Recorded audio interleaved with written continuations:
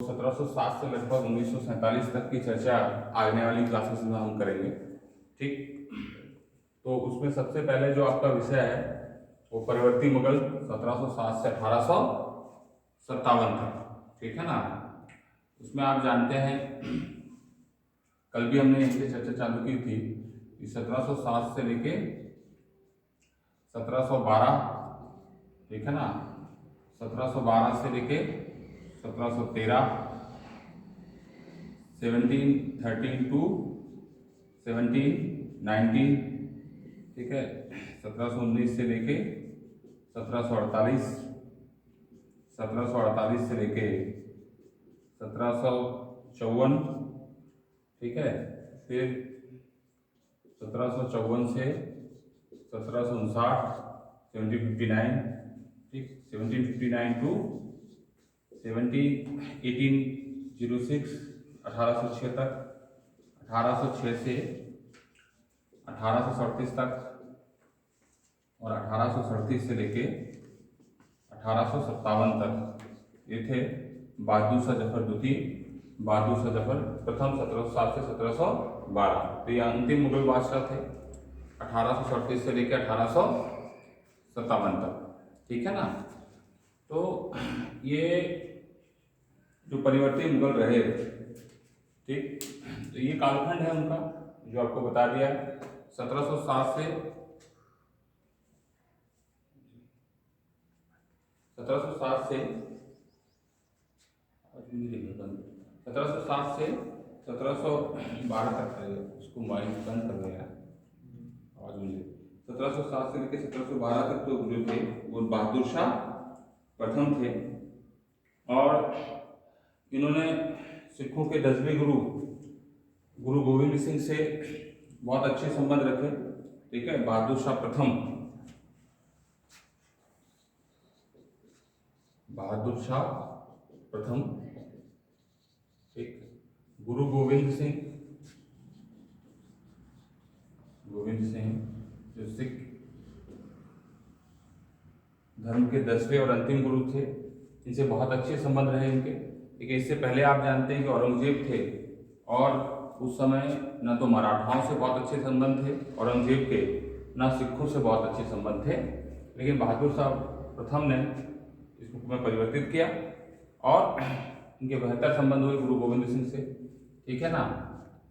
और चूंकि इनका मन राजपाट में नहीं लगता था, ठीक है, इसलिए इन्हें सहाय बेखबर की संज्ञा दी जाती है। ठीक है, तो सहाय बेखबर याद रखिएगा, बहादुर शाह प्रथम। ठीक, 1712 में इनकी मृत्यु हो जाती है, और जैसा कि परंपरा रही मुगलों में, इनके पुत्रों के बीच में उत्तराधिकार का युद्ध आरंभ हो जाता है, और इस उत्तराधिकार के संपूर्ण युद्ध में, ठीक है, जहादार शाह की विजय होती है। तो ये जो 712 से 713 आप देख रहे हैं, यहाँ आते हैं जहादार शाह।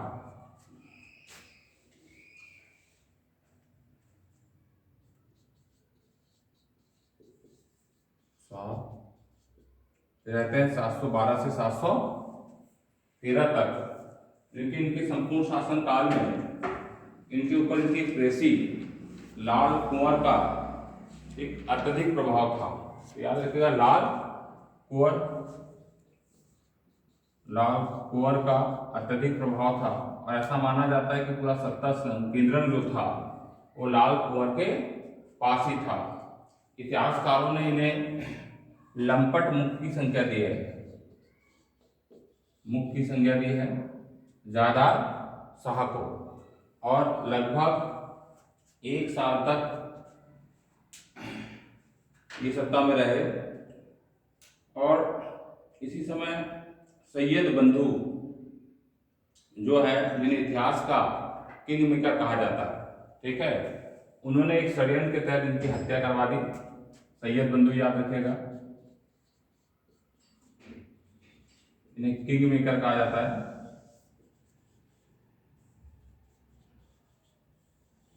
नृत्य निर्माता,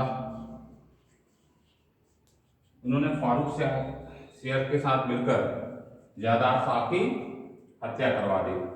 तो इस तरीके से जादार शाह में हम देखें तो केवल दो चीजें, एक तो लंपट मुख याद रखिएगा, लाल कुआं, और पहले भी मैंने बताया कि एक चौथ और सरदेशमुख, शायद कल चर्चा हुई थी, चौथ और सरदेशमुख वसूलने का अधिकार मराठों को दे दिया था जादार शाह ने, और अमेर के राजा सवाई जयसिंह को, अमेर के राजा सवाई जयसिंह को इन्होंने मिर्जा की उपाधि दी थी। तो 3-4 फैक्ट इंपॉर्टेंट है। पहली बात, लंपट मुख लाल कुंवर का प्रभाव, राजा जयसिंह को, सभी राजा जयसिंह को मिर्जा की उपाधि दी, और इतिहास में यहीं से किंग मेकर सैयद बंधुओं का उल्लेख मिलता है। ठीक है, अगला जो नाम है वो है फारूक शेर। ठीक, फारूक शेर,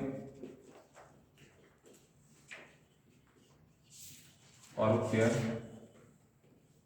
ठीक, जो कि 1713 से लेकर 1719 तक रहे। और फारूक शेर जो है ये आया था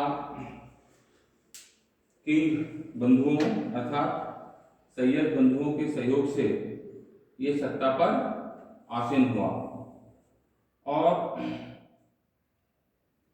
इसी के समय पेशवा बालाजी विश्वनाथ के साथ इसने एक संधि भी की थी।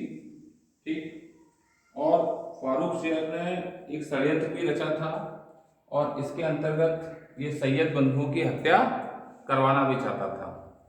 लेकिन चूंकि इस बात का आभास सैयद बंधुओं को हो गया था, तो कालांतर में सैयद बंधुओं ने इसे अपदस्थ करवा दिया, और इसके पश्चात सत्ता में आया मोहम्मद शाह रंगीला। ठीक है, या मोहम्मद शाह। ठीक, तो मोहम्मद शाह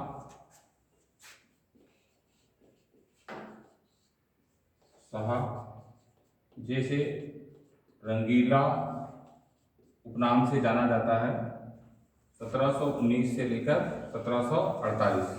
ठीक है, तो मोहम्मद शाह जो रंगीला था, ठीक, इसके समय पर भी सैयद बंधुओं का वर्चस्व तो रहा, लेकिन इसी समय पर याद रखिएगा 1720 में तुरानी सैनिक हैदर बेग ने, अक्टूबर 1920 में हैदर बेग ने, ठीक, सैयद बंधु